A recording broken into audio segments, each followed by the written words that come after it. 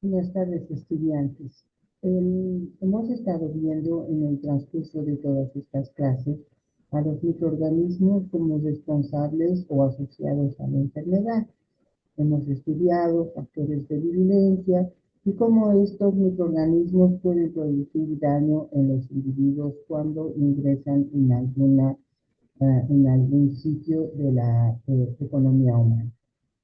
Sin embargo, el ser humano como persona, está rodeado de un mundo de microorganismos eh, que lógicamente pueden instalarse en diferentes partes de la superficie de la piel y de las mucosas del humano, y esto es lo que constituye la microbiota normal. Está constituida esta microbiota normal por bacterias y virus que lógicamente habitan en el mundo exterior al cuerpo humano. Es importante que para hablar sobre la microbiota es necesario hacer una definición de lo que es microbiota normal, conocida antiguamente también como flora microbiana normal. Es un conjunto de microorganismos que habitan en la piel y en las mucosas del cuerpo de los individuos sanos. Esto hay que diferenciar de lo que se conoce con el nombre hoy en día de microbioma, que es contenido genómico de la microbiota y a las funciones que cumple en su entorno. Cuando hablamos de microbiota, tenemos que hablar de simbiosis. ¿Qué es la simbiosis? No es más que una asociación íntima de especies diferentes. Esta asociación puede presentarse bajo tres formas: comensalismo, mutualismo y parasitismo.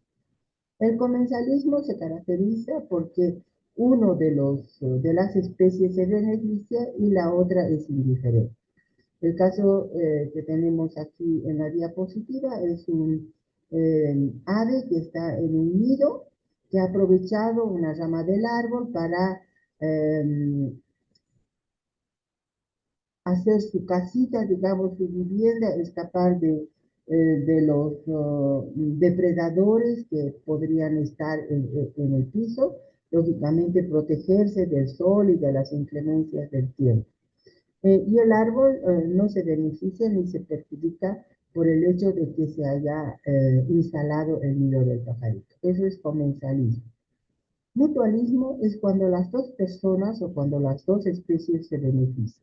En este caso tenemos a las aves y a un ciervo, el ciervo que es parasitado por una serie de ectoparásitos que lógicamente le molestan, le producen incomodidades, y las aves tienen la característica de alimentarse de estos ectoparásitos. Entonces, las aves se benefician al comer estos nutrientes, y al quitarle los ectoparásitos al ciervo, también el ciervo se beneficia porque va a tener menos individuos en su superficie corporal. En cambio, el parasitismo se caracteriza porque uno de los huéspedes o uno de las especies se beneficia. En este caso es el piojo, que se alimenta del ser humano, y en el ser humano produce una serie de molestias que se traducen por prurito y otras manifestaciones que se traducen en una enfermedad. Esto es la simbiosis, si ustedes quieren, en el mundo exterior. Pero cuando hablamos de microbiota, ¿cuál es la simbiosis?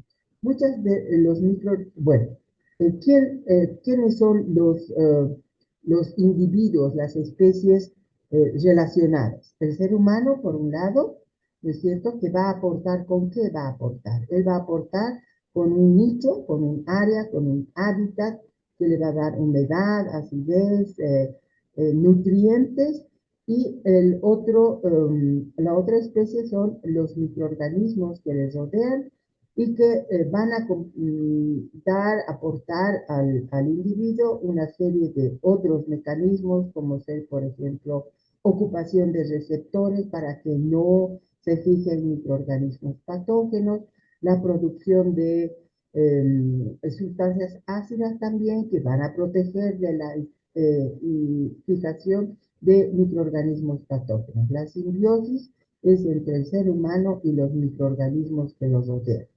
Estos microorganismos lógicamente van a colonizar o se van a instalar a nivel de la piel y de las mucosas, que son las áreas que están en contacto con este medio ambiente.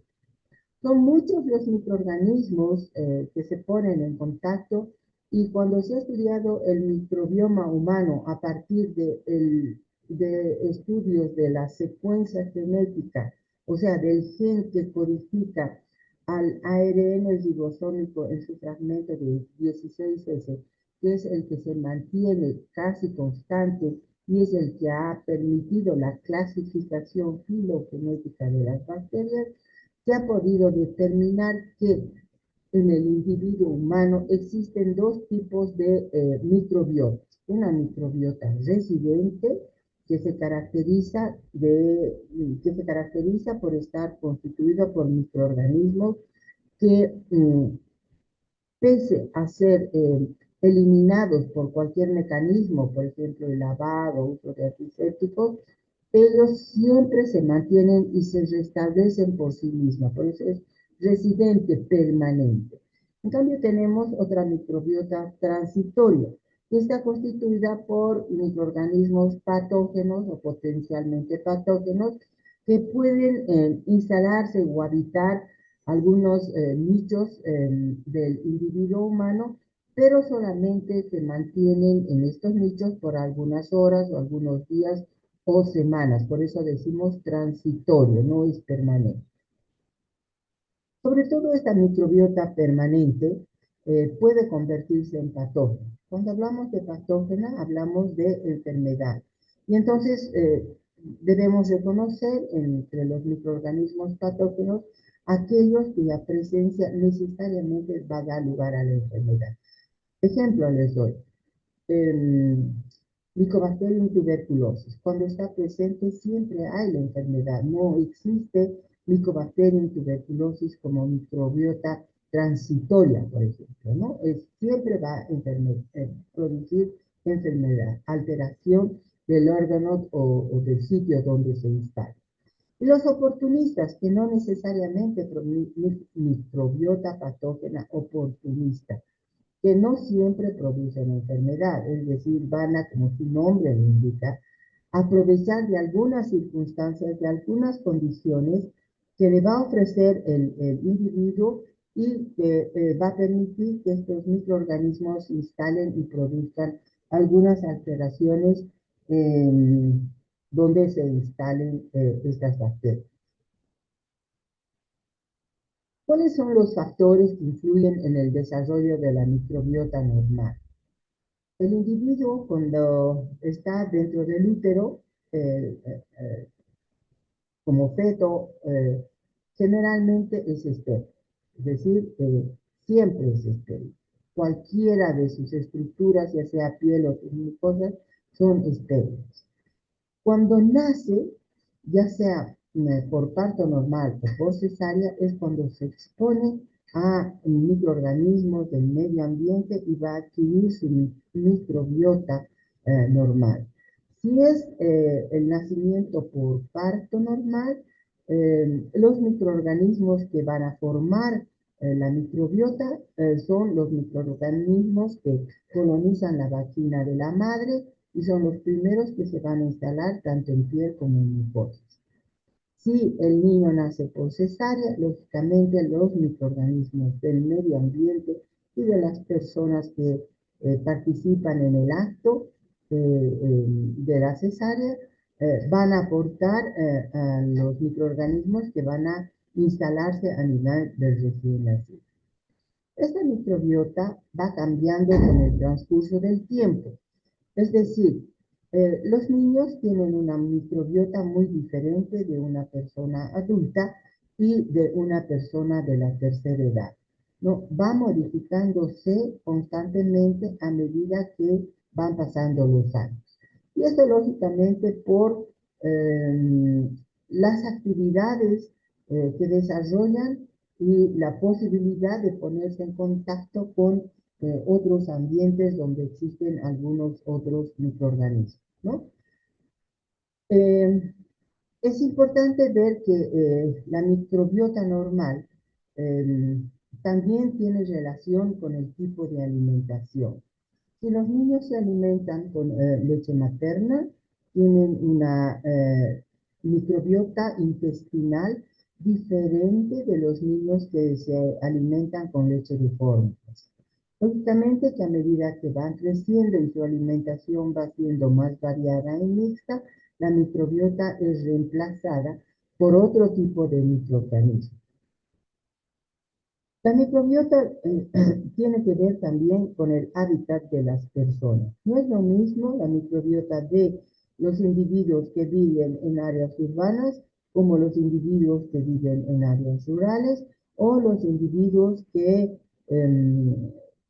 trabajan o pernoctan en el hospital, ¿no? La microbiota va a ser diferente donde se encuentra el individuo. Si las personas, o sea, los individuos, consumen antibióticos porque tienen alguna enfermedad, estos antibióticos no solamente actúan contra el microorganismo patógeno, sino también tienen una función inhibitoria sobre la microbiota del individuo, ya sea intestinal o ya sea de la piel. Esta microbiota también estará influenciada por la capacidad que tienen algunas personas de convivir con algunas mascotas, ¿no? Con los perritos, gatitos, aves, etc. Lógicamente, también tiene que ver la microbiota con los hábitos de limpieza de los baños, la limpieza, la higiene de las personas. No es lo mismo la microbiota de aquellas personas que toman su baño diariamente o 2 veces al día que aquellas otras personas que lo hacen ocasionalmente. Y la microbiota también tiene la posibilidad de cambiar y estar relacionada con un entorno familiar, ¿no? De casi los mismos microorganismos vamos a encontrar en los individuos que constituyen a la familia. Entonces, no es siempre constante, sobre todo la microbiota transitoria. ¿Por qué estudiamos? ¿Por qué le damos importancia a la microbiota normal? Y hoy en día con el estudio o con el proyecto del microbioma humano, pues cada vez se está encontrando relaciones entre la microbiota intestinal principalmente y algunas patologías. Y eso se debe a qué. Vamos a ver cuál es la importancia de la microbiota normal. Se comporta pues como una barrera defensiva, es decir, va a interferir la instalación o el establecimiento de microorganismos patógenos tanto a nivel de piel y mucosa. Por eso decimos barrera defensiva, no les va a permitir ingresar. ¿Cómo no les va a permitir ingresar? Mediante la competencia por sustratos nutritivos, es decir, la microbiota se va a consumir todas sus fuentes de carbono, nitrógeno que existen en el medio y no le va a permitir que los patógenos que están llegando tomen estos nutrientes para su sobrevivencia. Van a competir también con receptores. Hemos visto que los microorganismos necesariamente tienen que adherirse a las superficies, ya sea a través de sus fibras, de sus cápsulas o de sus proteínas de membrana externa. Esa adherencia lo hacen a nivel de ciertos receptores que se encuentran en las células que tapizan la piel y las mucosas, ¿no? Y si esos receptores, que son, digamos, puertas de ingreso para los microorganismos, están custodiadas o resguardadas por microorganismos que hacen la microbiota normal, no van a permitir el ingreso de microorganismos patógenos. Ahora, estos microorganismos que están colonizando estos sitios no están inertes, sino también ellos están en una actividad metabólica, se reproducen, se multiplican y como producto de su replicación y multiplicación van a modificar el medio ambiente, es decir, van a formar, por ejemplo, ácidos, ¿no? Ácidos orgánicos de diferente tipo que van a bajar el pH del medio, condición que no es buena para el instalamiento de microorganismos patógenos. O bien van a producir algunas sustancias inhibitorias, como ser las bacteriocinas, ¿no? Que actúan sobre estos microorganismos patógenos. Por eso decimos que la microbiota normal se comporta como una barrera defensiva, protege de la instalación de microorganismos patógenos. Cuando hablamos de microbiota intestinal, principalmente, muchos de los microbios o microorganismos que habitan en el intestino del hombre producen ciertas enzimas que tienen acción sobre ciertos productos que consumimos y que nosotros carecemos de la capacidad de desdoblarlos, de metabolizarlos, porque carecemos de un sistema enzimático. En cambio, estas bacterias tienen ese sistema enzimático, los desdoblan y forman productos más sencillos que pueden servir lógicamente como nutrientes para los microorganismos que comparten este nicho, o bien otros productos que pueden ser absorbidos por los enterocitos y ser sustratos o bases para la síntesis de nutrientes en células que constituyen la economía humana, ¿no? Así, por ejemplo, el caso de la celulosa. La celulosa es un polisacárido que lo consumimos generalmente con las verduras, pero que nosotros no tenemos todo el sistema enzimático como para degradarlos, como para destruir, metabolizar aquello. En cambio, las bacterias sí lo hacen y van a formar monosacáridos sensibles que pueden ser fácilmente absorbibles o metabolizados por las células del intestino. Hablando siempre de la microbiota digestiva, muchos de ellos son capaces de sintetizar algunos nutrientes, es decir, son capaces, por ejemplo, al actuar sobre algunas proteínas, formar aminoácidos, ¿no? Y sabemos que nosotros no podemos sintetizar, pues necesitamos aminoácidos preformados y los vamos a asimilar a partir de la actividad metabólica de los microorganismos que colonizan el intestino. Sintetizan vitaminas, es muy conocido la síntesis de la vitamina K, de la vitamina B12 y algunos folatos. Y también el otra importancia o el otro rol que juega la microbiota normal es que participa en el equilibrio inmunitario de defensa frente a infecciones o frente a la agresión de microorganismos patógenos, ¿no? Ellos van a mantener la producción de ciertas citoquinas que van a estimular tanto al sistema inmunitario innato como al sistema inmunitario adquirido.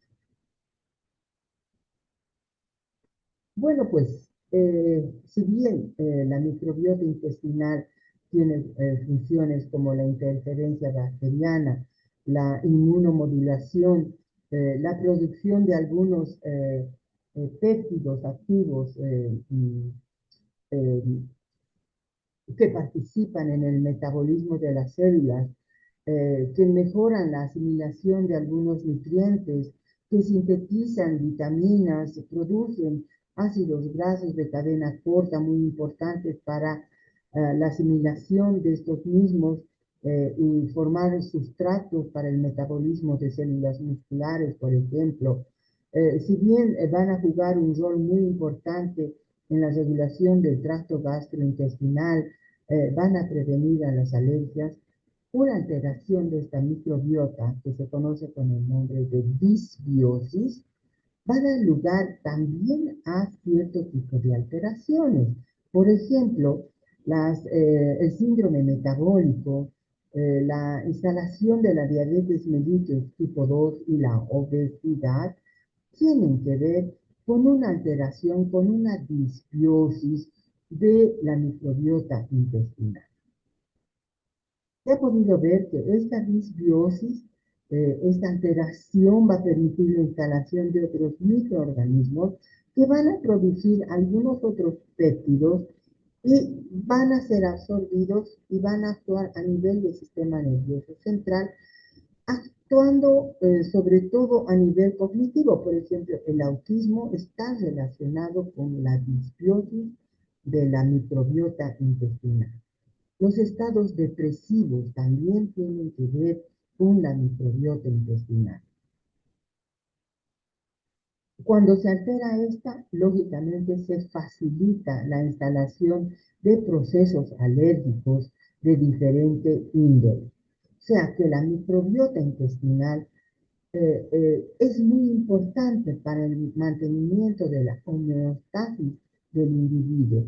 Un desequilibrio en estos microorganismos, la pérdida, ya sea por antibióticos o por tipo de alimentación, va a llevar a una disbiosis y esa disbiosis también se va a traducir por procesos patológicos como lo hemos expuesto. ¿Y cómo está constituida? Pues qué microorganismos forman la microbiota normal.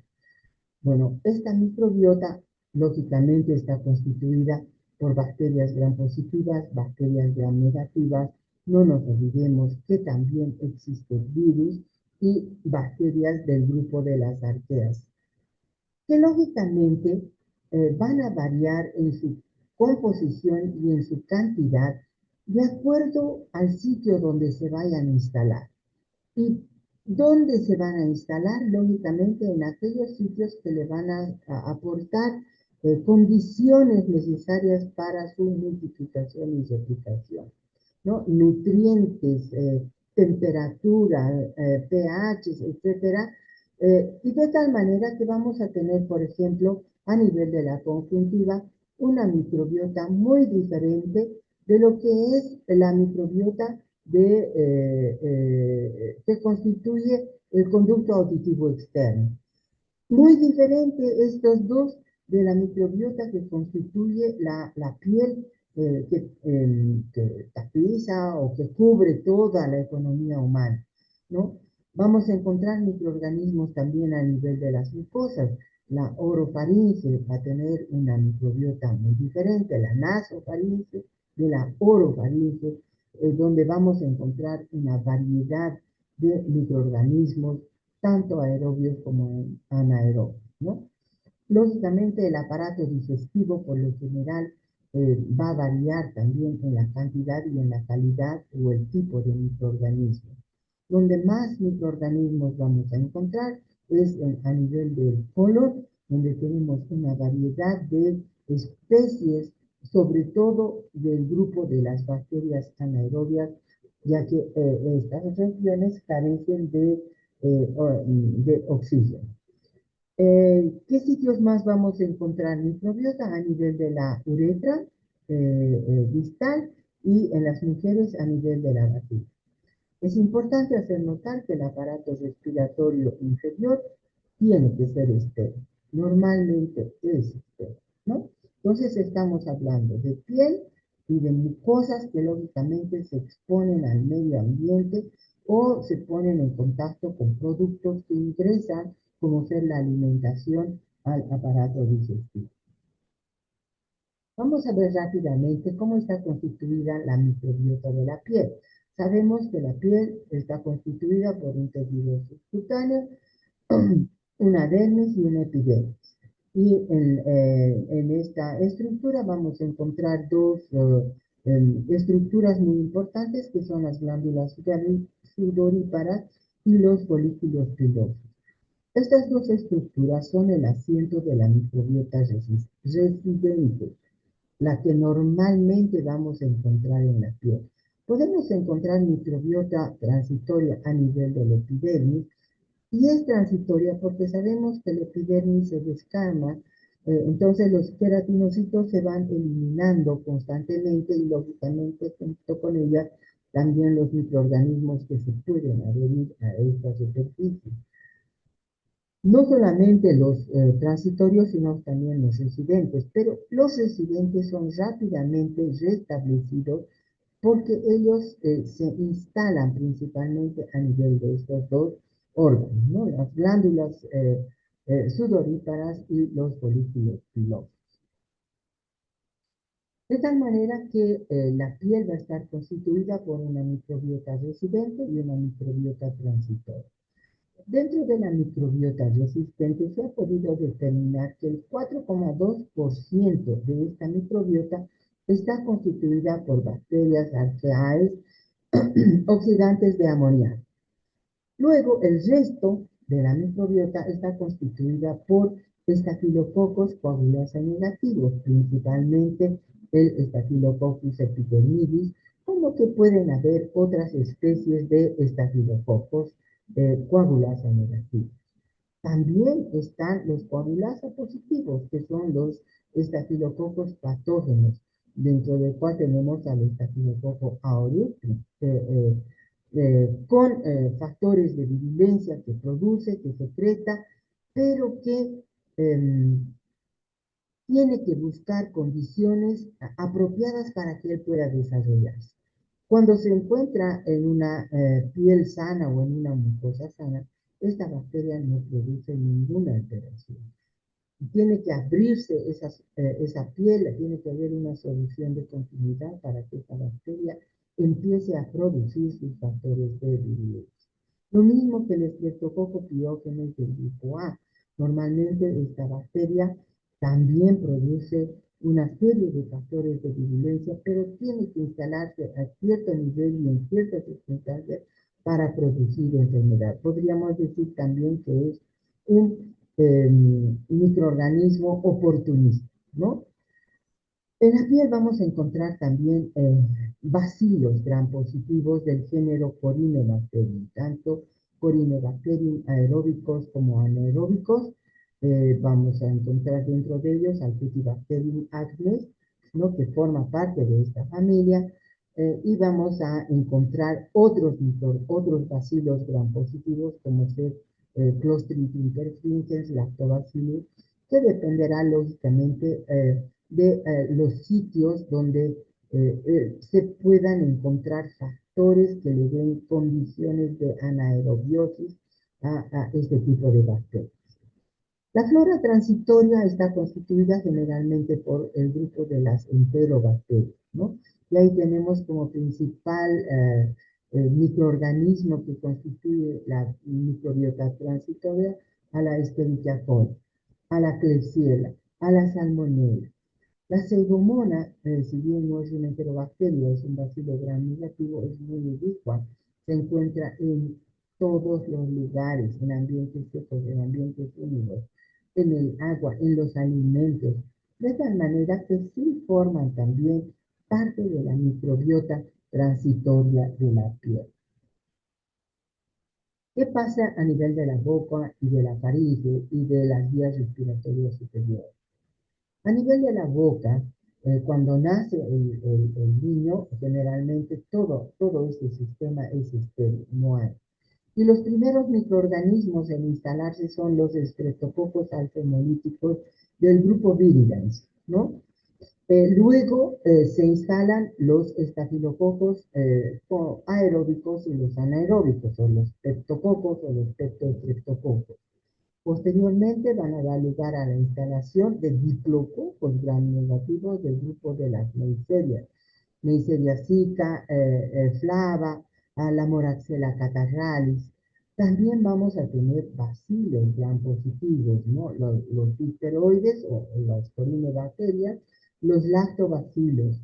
Y podemos encontrar incluso espiroquetas anaerobias, sobre todo en aquellas personas o en los niños cuando están en el proceso de la aparición de sus dientes, en el proceso de la dentición.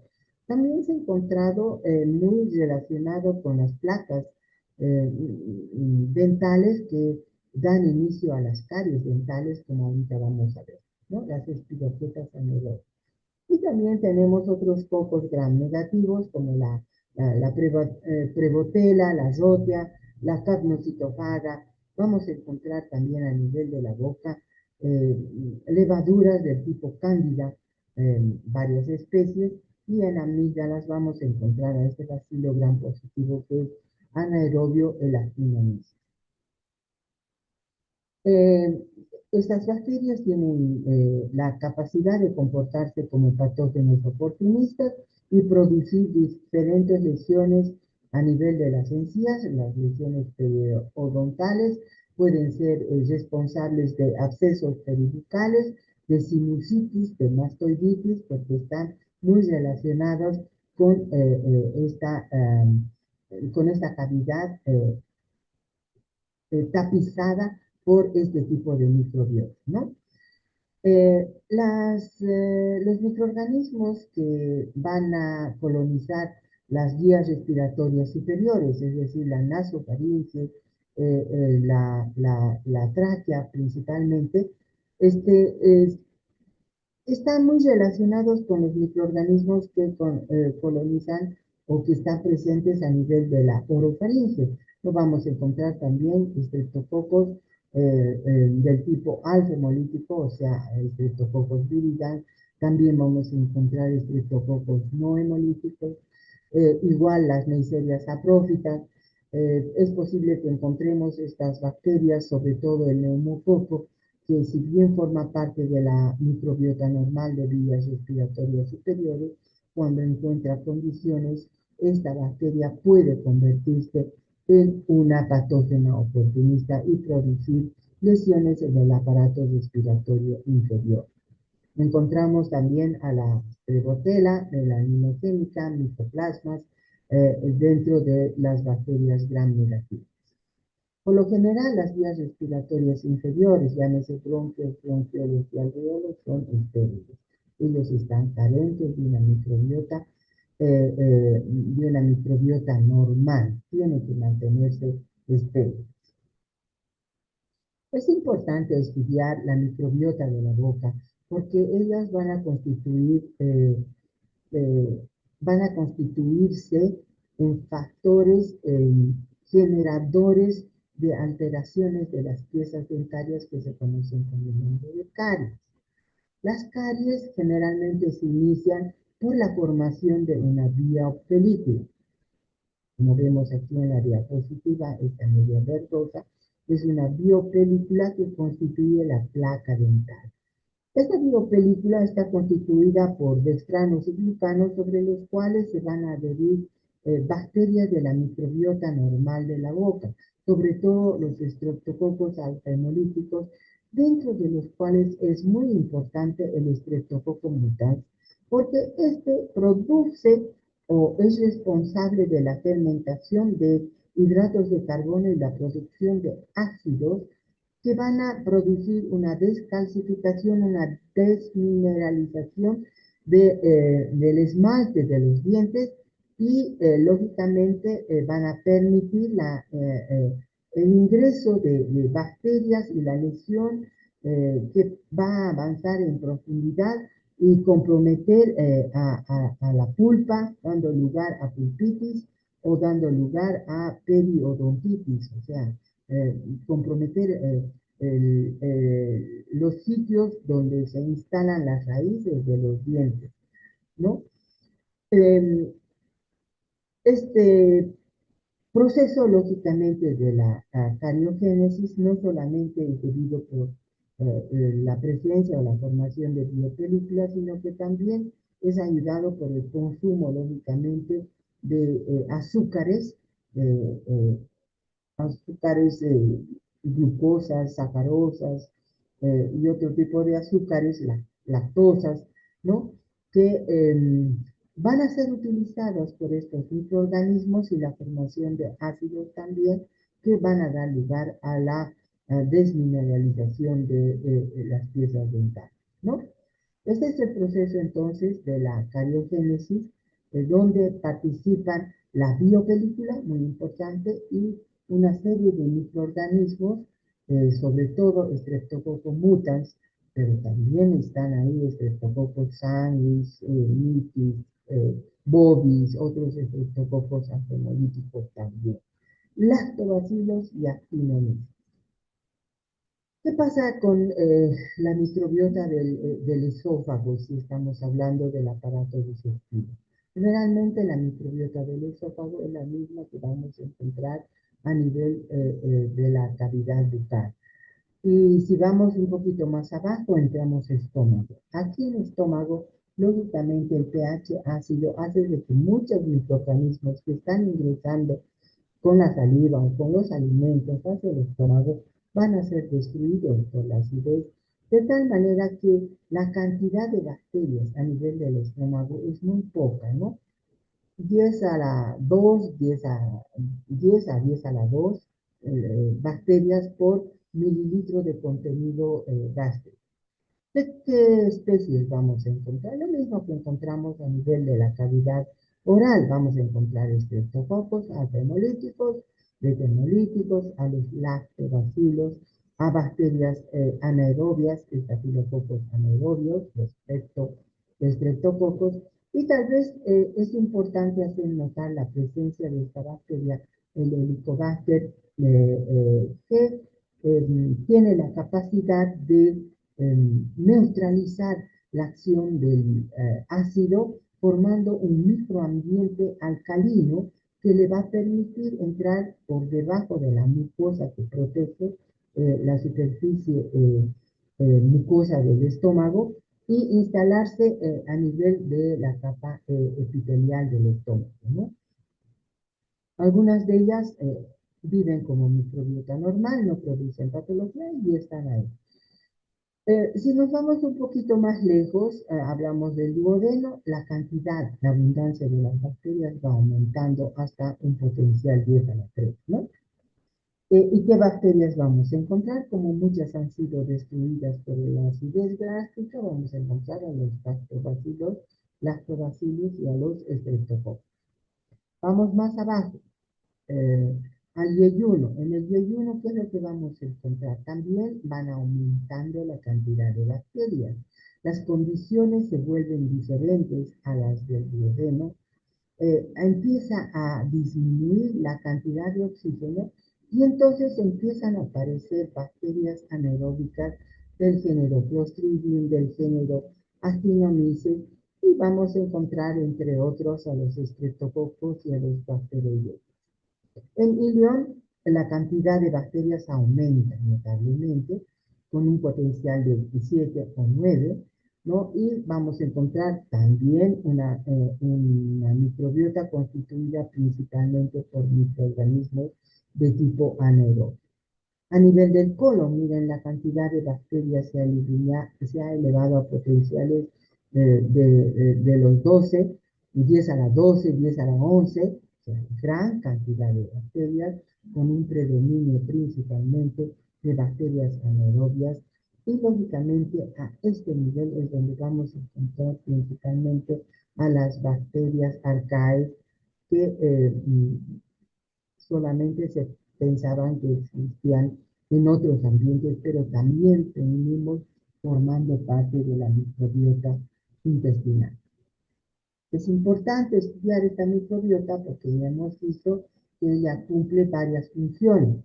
Una función metabólica, hemos visto que ellas son capaces de digerir algunos alimentos que nosotros no lo podemos hacer y van a permitir la absorción de aminoácidos, de azúcares, de vitaminas, participan en la síntesis de la vitamina K, de la vitamina B12 y de algunos folatos y otros metabolismos que tienen no solamente función a nivel de la mucosa intestinal, sino también que tienen función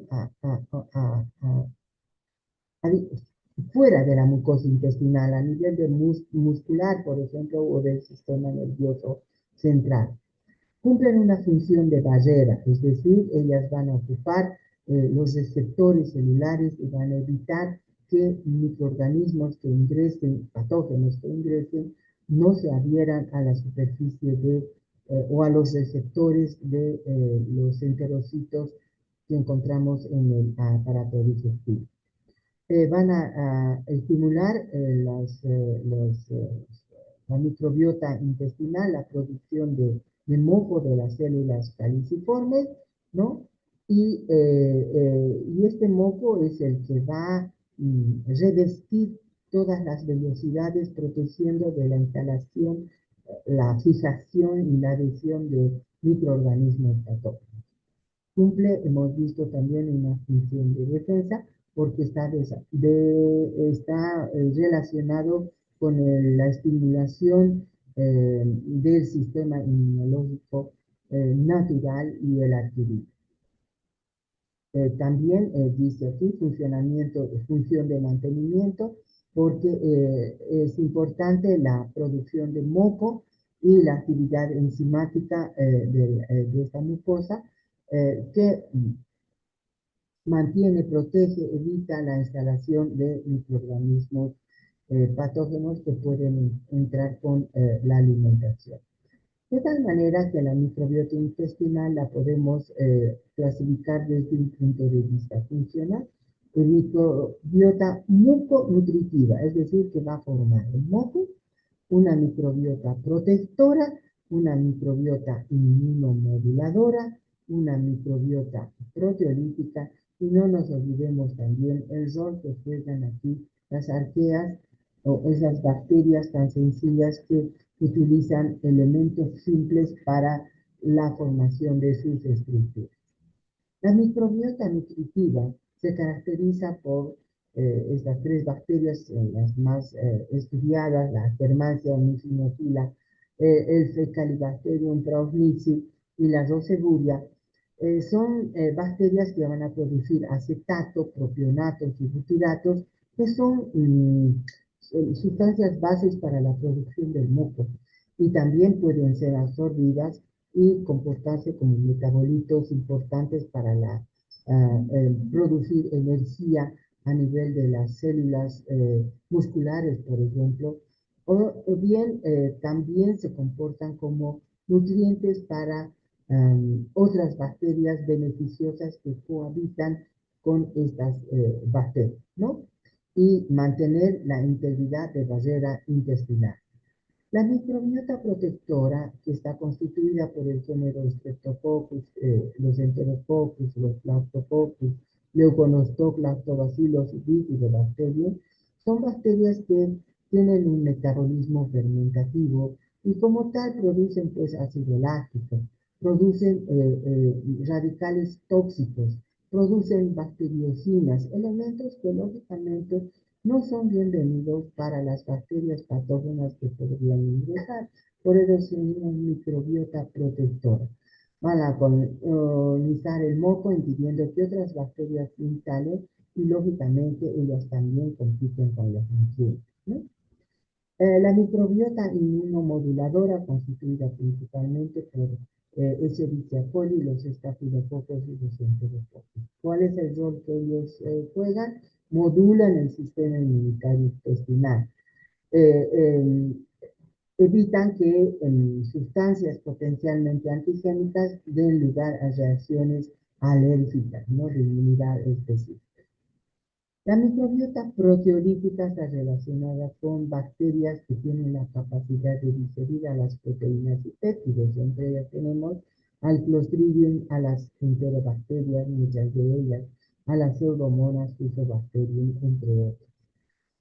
Ellas van a ser responsables de la producción de aminoácidos beneficiosos, que sabemos nosotros no los sintetizamos y los vamos a asimilar de esta forma. Van a producir una serie de ácidos grasos de cadena corta que tienen diferentes funciones. Realmente esta función está siendo muy estudiada y relacionada con una serie de procesos patológicos.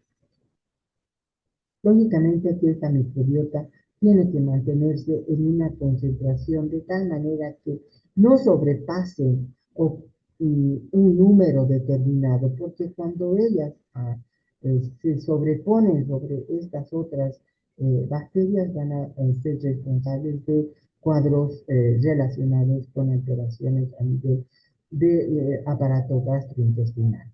Entonces, no nos olvidemos también de las arqueas mecanogénicas que tienen la capacidad de reducir compuestos orgánicos pequeños como el anhídrido carbónico, el ácido acético, lo van a reducir a metano en presencia de hidrógeno que se libera como consecuencia del metabolismo de las bacterias. Si hablamos de otro ambiente donde normalmente vamos a ver una microbiota, es el aparato genitourinario. Cuando hablamos del aparato urinario, generalmente la vejiga, tanto del hombre, de la mujer como del hombre, normalmente es estéril. No debería existir ningún microorganismo. ¿Dónde vamos a encontrar microbiota? A nivel de la uretra distal. Y los microorganismos que constituyen la microbiota de la uretra distal generalmente están relacionados con los microorganismos que rodean estos orificios, ¿no? Microorganismos de la tierra. La vagina es otro órgano donde también está tapizado por una mucosa, se expone al medio ambiente y tiene la característica de cambiar frecuentemente el tipo de microorganismos, esto en función a la actividad hormonal que presentan las mujeres. Las recién nacidas generalmente colonizan las vaginas mediante bacterias que provienen de la madre, son lactobacilos anaerobios.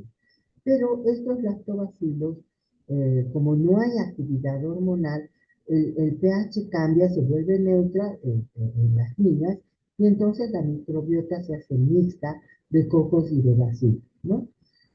Cuando empieza la actividad hormonal, producción de estrógenos, de producción de eh, eh, hormonas femeninas, eh, que empieza con la pubertad y termina en la menopausia, pues esta microbiota mixta constituida de cocos y bacilos nuevamente es reemplazada por estos lactobacilos aerobios y anaerobios, que son los que van a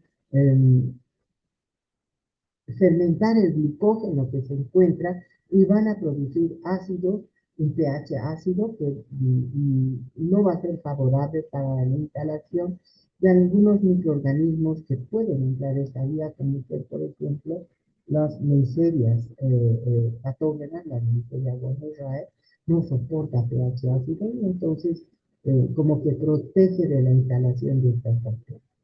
También es normal encontrar en la vagina de las mujeres en la actividad sexual, durante la actividad sexual, estreptococos del grupo anaerobio.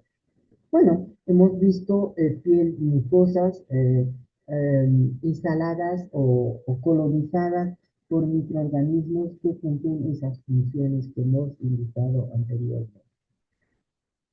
Eh, Hemos hablado de la disbiosis. Hemos dicho que cuando la microbiota se altera, la microbiota intestinal principalmente se altera, pueden relacionarse con una serie de otros procesos patológicos, el autismo, la obesidad, etc. Y entonces se puede reemplazar esa microbiota alterada, esa disbiosis, mediante los probióticos. ¿Qué son los probióticos? Los probióticos son microorganismos como los lactobacilos, las bifidobacterias y los saccharomyces principalmente, que son microorganismos eh, buenos que cumplen aquellas funciones que hemos descrito de protección, de nutrición, de estimulación del sistema inmunitario y que no deberían eliminarse por acción de los antibióticos o una mala alimentación. Estos probióticos, estos microorganismos, los podemos ingerir de manera natural mediante el consumo de estos alimentos, como ser, por ejemplo, el yogurt, el kefir principalmente, los pepinillos encurtidos, el chucrut y algunos otros. Este miso es un preparado de soya, ¿no? La kombucha, no sé, es una levadura que he visto que muchas personas la cultivan dándole simplemente chancaca, agua y chancaca, y ahí desarrolla esto y se toman lógicamente ese líquido lleno de levaduras que son considerados microorganismos probióticos. Y los prebióticos son los nutrientes de estos microorganismos, que los vamos a encontrar principalmente en la avena, en las frutas, el plátano, la manzana, las naranjas, la cebolla, los puerros, el ajo, los espárragos. Son alimentos que debemos consumir para mantener esta microbiota o estos probióticos. Ahora, estos son una forma natural de mantener a la microbiota intestinal. Ya se ha industrializado, digamos, se cultivan estos microorganismos y se los puede administrar bajo la forma de pastillas, comprimidos, cápsulas, en forma comercial, ¿no es cierto? Donde se colocan variedades de especies de los probióticos, nuevamente les repito, los lactobacilos, los bifidobacterias, las bifidobacterias y los Saccharomyces principalmente. Muy bien, con esto vamos a concluir nuestra clase. Muchas gracias por su atención.